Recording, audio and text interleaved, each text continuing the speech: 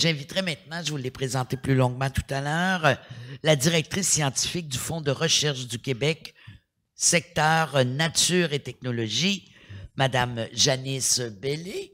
La question, elle est ici. La recherche intersectorielle est-elle une réalité pour l'écosystème québécois? Alors, à vous. Donc, ça, un grand privilège qu'on a, tant que directrice scientifique, c'est qu'on a pu faire nos propres visions. OK? C'était vraiment nos propres visions. Donc, je trouve que la vision de FRQNT vraiment souligne comme un peu mes propres valeurs et l'importance que je mets dans la collaboration et l'intersectorialité. Donc, on veut réaliser une recherche diversifiée et collaborative qui sera un catalyseur de bien-être et prospérité durable. Oh, j'aurais pu mettre prospérité parce que ça, c'est économique, hein? en gras. Accélérateur de l'adaptation aux crises du climat et de la biodiversité. Puis pour tout faire ça, on a besoin de nos collègues dans les secteurs des humanités ainsi que sciences et santé biomédicale. Donc, oui, voilà. Donc ici, c'est juste un peu le théâtre que je montre tout le temps par rapport, qui représente notre offre de programme et notre budget, OK? Mais les parties en vert et en bleu, ça reste toujours la recherche disciplinaire, fondamentale. Et comme l'a dit Louise tout à l'heure en réponse à la question de Sébastien, la disciplinarité est quand même important. Mais en mauve, les secteurs d'avenir, les projets plus structurants, c'est là lorsqu'on a des projets qui sont beaucoup plus intersectoriels. Puis j'aimerais juste faire une petite parenthèse pour répondre aussi davantage à le questionnement de Loïc sur les professionnels. Et on comprend très bien que les professionnels de recherche sont souvent les ponts entre les équipes ou entre les professeurs ou les chercheurs ou quelque chose comme ça. Puis on le comprend très bien. On comprend aussi que c'est une infrastructure humaine très, très importante. C'est ça que c'est notre vocabulaire. Puis on avait pu, même dans les zones d'innovation antérieures en quantique puis en microélectronique, on a créé même un financement spécifique pour engager ces professionnels de recherche, parce qu'on comprend vraiment cette importance de ces personnes, ces voix, ces canaux de communication, si je peux le dire. Donc ici, je vais commencer avec mes exemples. Donc, pourquoi est-ce qu'on a besoin de la diversité en recherche? Pourquoi est-ce que c'est important? Pourquoi est-ce qu'on a besoin d'autres perspectives? Parce que ici, c'est un très bel exemple. Pourquoi est-ce qu'on n'avait pas de nouvelles idées? C'est parce qu'on est tous les mêmes.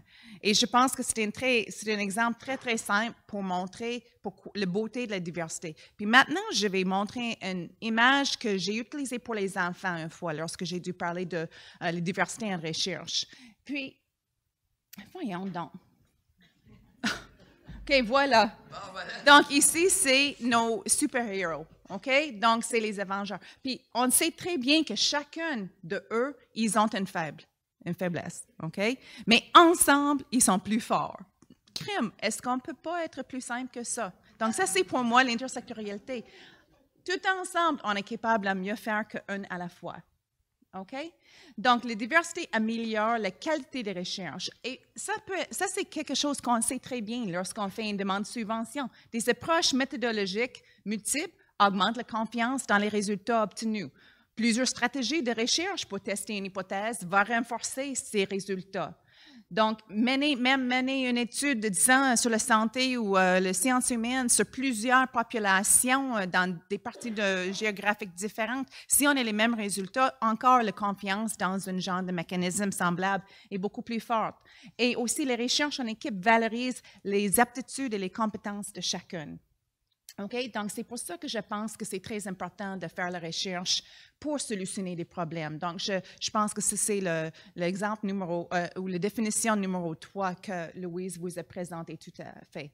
Puis, donc, on a parlé aussi de nos regroupements stratégiques qui sont mixtes, donc financés par Nature et Technologie et Société et Culture. Puis, quelques exemples, OK? Le FRQNT finance 35 regroupements stratégiques aujourd'hui, puis au moins 5 sont vraiment donc deux fonds. Puis, on avait créé aussi un pôle bioalimentaire où c'est une composition d'au moins 12 regroupements stratégiques provenant de Société Culture ainsi que Nature et Technologie. Donc, ça, c'est un pôle bioalimentaire toujours pour essayer d'adresser la transition alimentaire, la transition numérique, la transition énergétique, la transition économique, et vraiment pour mettre à jour notre système bioalimentaire au Québec. Aussi, on a lancé, il y a quelques mois peut-être, le programme Stratégia qu'on avait développé avec les regroupements stratégiques. Les directeurs de recherche ont été là. Puis, c'est un programme de recherche et on peut utiliser le financement pour les professionnels. Donc, travailler ensemble, au moins 3 regroupements stratégiques ensemble pour travailler sur un problème de notre gouvernement. Donc, on a des grands espoirs. On vient de commencer l'évaluation des propositions. Donc, je ne sais pas où on est rendu avec ça. OK, en patient.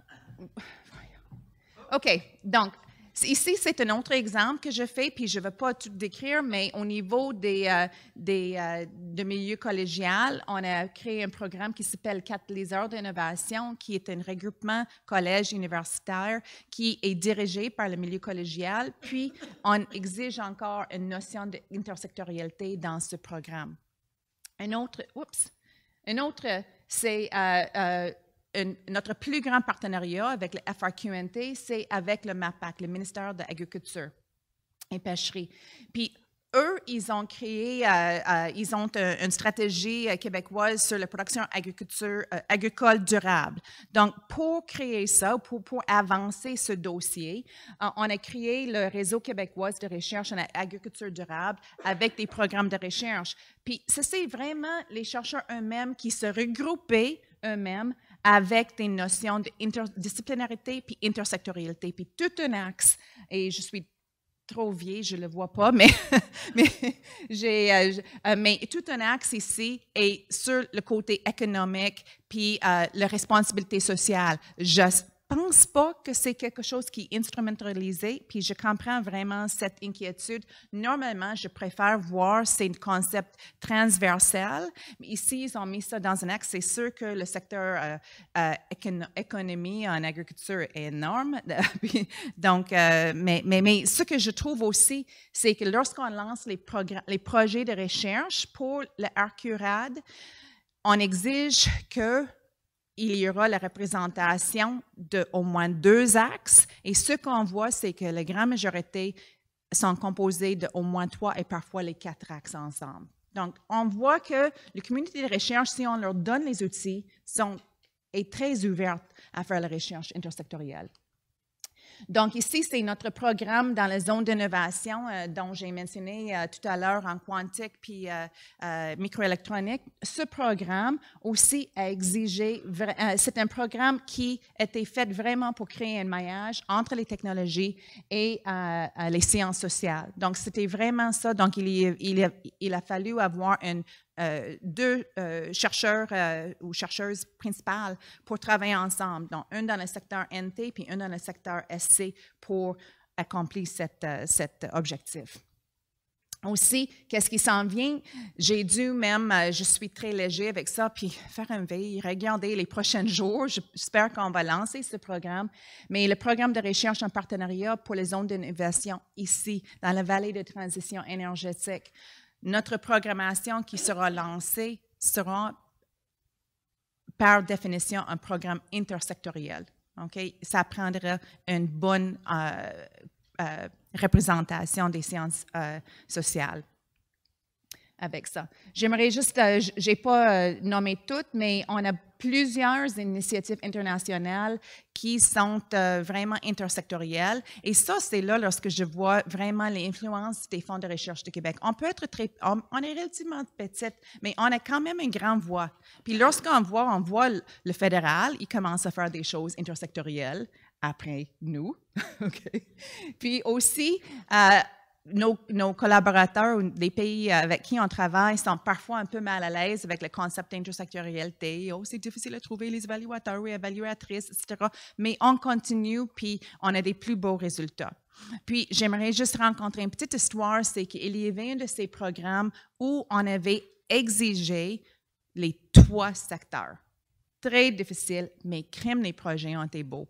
Okay? Vraiment, ils ont été beaux. Mais finalement, on a dû reculer parce que notre partenaire a dit c'est juste trop difficile à faire d'évaluer les programmes avec 3 secteurs. Donc, on a dit OK, vous pouvez en faire 2. Mais je dois dire, ça fait un petit pincement au cœur parce que je trouvais ça difficile. Puis, oups, j'ai manqué un diapo, puis je vais juste reculer. Oh, ça, c'est pas ma deuxième version, mais c'est correct. J'ai eu une autre diapo que j'ai envoyé qui démontrait vraiment une très belle collaboration entre santé et NT dans la forme des observatoires de recherche. Il y a un pas loin d'ici, l'Observatoire national sur l'amiante, puis il y a un autre qui vient d'être établi, un observatoire national sur les impacts des contaminants et la santé environnementale. Puis ça, c'est une très belle deux observatoires où c'est l'environnement et les impacts sur la santé humaine. Et c'est sûr que Carole et moi, on a besoin de Louise aussi, puis son communauté pour un peu parler des choses, la gestion des changements, puis, etc., mobiliser d'autres événements. En tout cas, c'est ça pour moi maintenant. Donc, ça, c'est mes exemples. Donc, effectivement, on fait la recherche, on offre les programmes intersectoriels, puis en tout cas, donc, on attend beaucoup de réponses de votre part. Merci. Merci beaucoup pour vos présentations. C'est vraiment intéressant de voir toute la panoplie puis la diversité qui s'est faite dans ces secteurs-là, ce qu'on ne voyait pas il y a quelques années. Là. On voit beaucoup d'initiatives donc de soutien. J'aimerais sûr que vous vous présentiez. Ah, pardon. Oui. Julie Ruiz, je suis professeure au département des sciences de l'environnement. Dans un département intersectoriel et chercheur en sciences humaines parmi un groupe de chercheurs en sciences naturelles.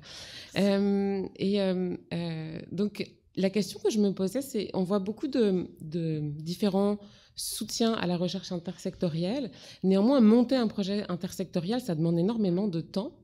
Est-ce qu'il y a dans tous ces programmes-là ou dans les programmes qui s'en viennent, des soutiens qui permettraient éventuellement de soutenir le montage de ces projets, qui demandent énormément d'investissement, de dialogue entre les chercheurs pour essayer de construire quelque chose, de s'entendre un peu sur quelque chose de commun, sans pour autant être trop instrumentalisé, parce qu'il faut que chacun trouve sa place dans ces programmes-là. Donc, est-ce que vous avez pensé à ça? Oui, on a pensé à ça, mais c'est pas toujours possible. OK? Mais on a pensé à ça. Un exemple, c'est avec le catalyseur d'innovation pour le milieu collégial. Eux, ils n'ont pas les mêmes outils qu'on a dans le milieu académique. Puis, on a décidé de lancer le programme un an avant le programme. Donc, ça, c'est beaucoup plus long que d'habitude. Donc, etc. Beaucoup de ces programmes avec les notions d'intersectorialité sont des programmes en partenariat. Donc, on a parfois des limites au niveau de notre période. En tout cas, il faut dépenser par un certain temps de l'année ou quelque chose comme ça. Une autre chose, c'est que parfois, c'est les chercheurs qui ne sont pas prêts. Puis, j'ai un exemple. Lorsque j'étais prête à lancer un programme en octobre, puis ce n'est pas encore lancé, parce que les chercheurs sont pas encore, l'écosystème n'est pas encore prêt. Puis, donc, on va le lancer anyway le plus rapidement possible pour essayer de leur donner quand même 6 mois. Mais le problème, c'est que lorsqu'on attend, on risque de perdre ce financement. Dans notre écosystème financier du gouvernement maintenant, les ceintures deviennent plus et plus serrées. Puis si je ne le dépense pas à temps, j'ai des vraies craintes que le Conseil du Trésor va dire « Oh, il y a un petit 5 millions là, je vais le reprendre » ou quelque chose. Donc, ça, c'est une réalité. Mais par rapport, pour donner le temps, puis j'ai eu le bénéfice moi-même, une subvention des IRSC, lorsqu'ils ont commencé avec un petit appel suivi par un grand appel. Puis ça, ce genre de financement de niveau est très intéressant. Puis on vient de lancer quelque chose, je ne sais pas si Loïc puis tes collègues ou Julie, si vous avez appliqué, mais pour les défis de décarbonation, pour créer un écosystème énergétique en région éloignée, on fait maintenant un appel aux idées. Puis on ne demande pas les équipes encore. Puis on va essayer de donner le temps pour vraiment faire travailler les gens ensemble parce qu'on ne veut pas faire ça trop rapidement. Donc, oui, on a pensé à ça. Ce n'est pas nécessairement facile à faire, mais je trouve que c'est la meilleure façon. Bonne question.